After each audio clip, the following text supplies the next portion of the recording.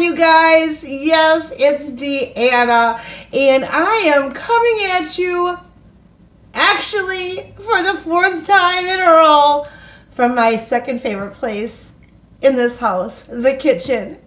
Yeah, I did this demo. Oh my gosh, I pre-taped it, right?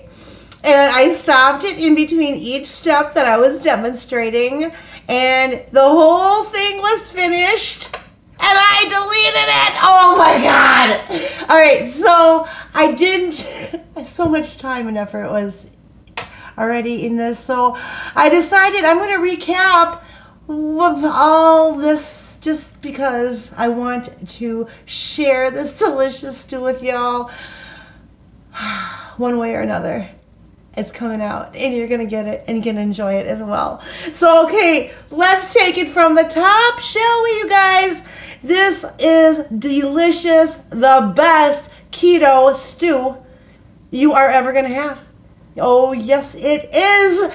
All right, we are in Wisconsin, Milwaukee, Wisconsin. It is -4 degrees today. It is freaking cold, okay? Which means it is stew weather. Oh yeah, And this is something that's going to just rock your world, because instead of the starchy potatoes and all kinds of carrots and that thick, fat, not good fat, but not good gravy being the center of attention, we got it awesome. We start out with a whole stalk of a -calorie celery. You're going to chop that up, all right? All of it, the leaves and everything, you're going to chop that up. You're going to use 2 large onions, and you're going to chop those guys up too in nice chunks, okay?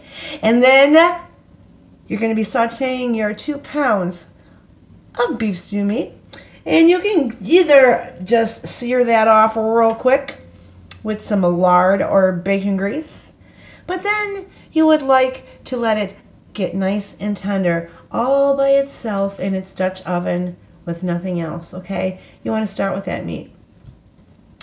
And I cheat. You know what I do? Oh my gosh, because you're not using the flour and all that stuff anymore, I put like about a half a cup of breakfast coffee in the meat. Yes, I do. It's going to make its own thick, like a sauce. I also add to the meat some super oily olive oil garlic, and like probably, I don't know, another 2 tablespoons or a tablespoon of another some more olive oil. And I'm just going to cook the meat, let it do its thing, and just get nice and tender and juicy with that nutty, hearty flavor that you get from the coffee, along with the garlic and its own meat juice, right? It's going to be delicious. It makes like a real thick coating on that meat. It's delicious, okay? So you're going to put that aside, and you're going to saute your carrots and no carrots, your celery and your onions, okay? And you're going to sear them up and cook them up real nice until they're iridescent, and you're going to add those to the mix. You're going to also add some green beans. I prefer frozen, however, we had to use the canned. Along with the mushrooms, you usually like the fresh. We had to use the canned. Just remember, it's fine. Just rinse off all of that factory germ and machinery stuff and all their yucky salt, because you can always add the good mineral-filled pink or gray Himalayan salt to the stew. But rinse off all that stuff that you get in a can. Plus, you don't know what the factory looks like, okay? Always try to go with frozen or fresh, okay? That's always the best. So anyway, so then in here, what else do I got? Let's recap again. I know this is probably all over, but you know what? I wanted to share with you because this is like so damn good. All right, so then I put 1 super small, you get them at Aldi's. They're really small little squash. I use a summer squash and a zucchini.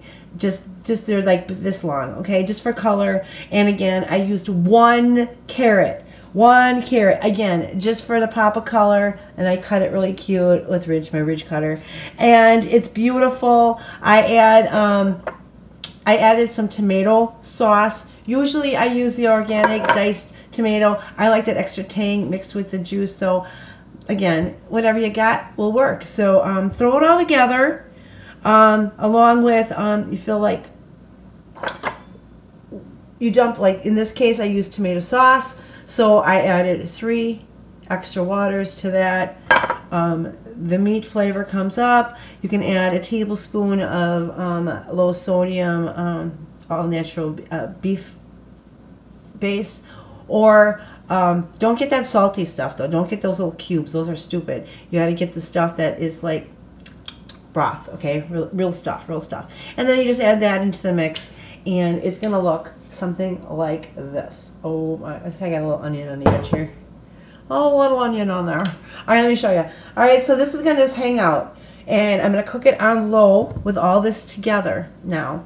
The meat is cooked, the celery, and the I did the carrots too with the onion and the celery, and the 1 carrot, because those were really hard. So I cooked those together in the saute pan while the meat was doing its thing, and then after I dumped that in there, I added all this canned stuff. And then when you serve it, again, you sprinkle it with a little parsley. Fresh is best. Again, use what you got. But this is super duper easy, you guys. You're gonna love it.